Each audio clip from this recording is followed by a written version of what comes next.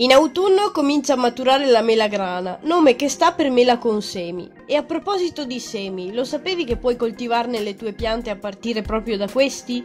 Allora vediamo subito come procedere. Per recuperare i semi del melograno, prima di tutto va aperto il frutto e vi consiglio un semplicissimo metodo da utilizzare non solo per recuperare i semi per la semina. Per vedere il video lascio il link in alto a destra e nell'info box. Dopodiché si potranno raccogliere i chicchi o arilli al suo interno. Ogni chicco di questi contiene un seme, ma prima di seminarli vanno puliti bene.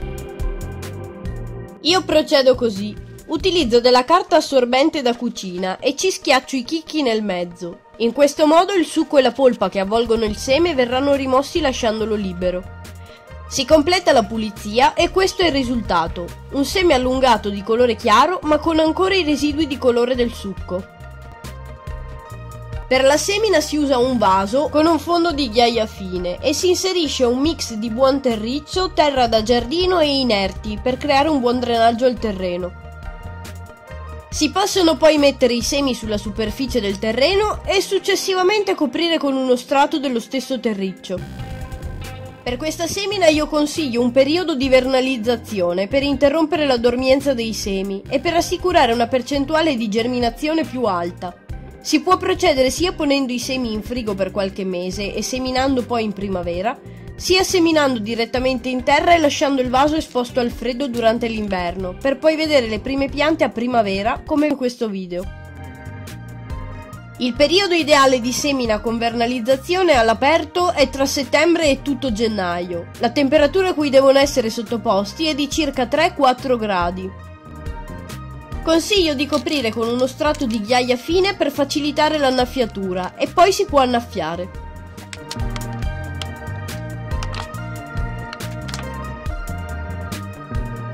Ricordatevi di mettere l'etichetta alla nuova semina, come per ogni semina che si effettua. Posizionate il vaso in luogo al sole ed esposto al freddo invernale e attendete la primavera.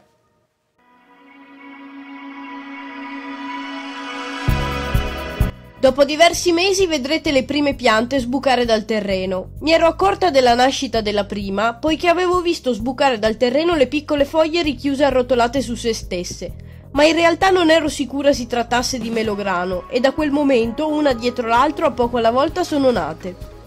Dopo essere nate, il terreno va annaffiato ogni volta che asciuga, finché le piante sono piccole vanno curate di più e le tengo in un luogo di mezz'ombra ben illuminata.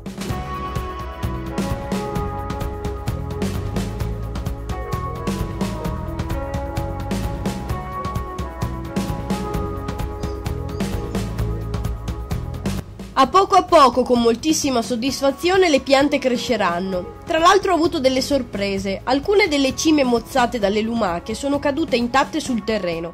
Erano solo i cotiledoni con un micro pezzettino di fusto e vedevo che non morivano. Le ho posizionate per bene nel terreno e con mia grande sorpresa hanno radicato e sono diventate piante.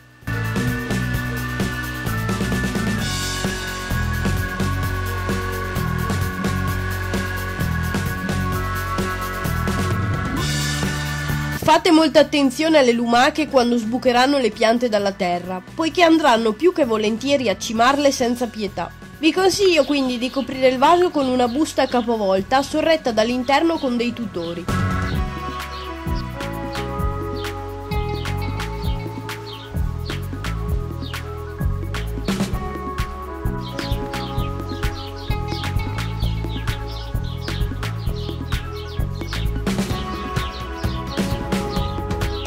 Per i primi inverni è meglio ripararle in una serretta fredda o in una veranda. In futuro saranno piante resistenti al freddo e a brevi gelate, avranno bisogno di sole e sopporteranno molto bene la siccità. Difatti non hanno grandi richieste per il terreno, l'importante è che sia ben drenato e non ristagni.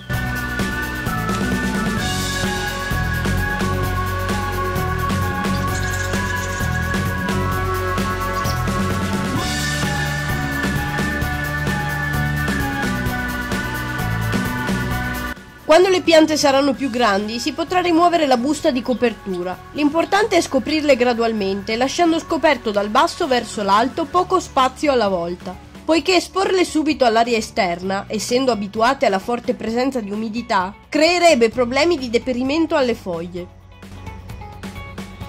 Abbiamo visto quindi come ottenere delle piante di melograno dai semi del frutto. Provate anche voi e mi raccomando, se il video vi è piaciuto lasciate un bel like, iscrivetevi al canale se ancora non lo siete, attivate la campanella per ricevere la notifica per ogni video che pubblico e disseminate i video del canale sui vostri social.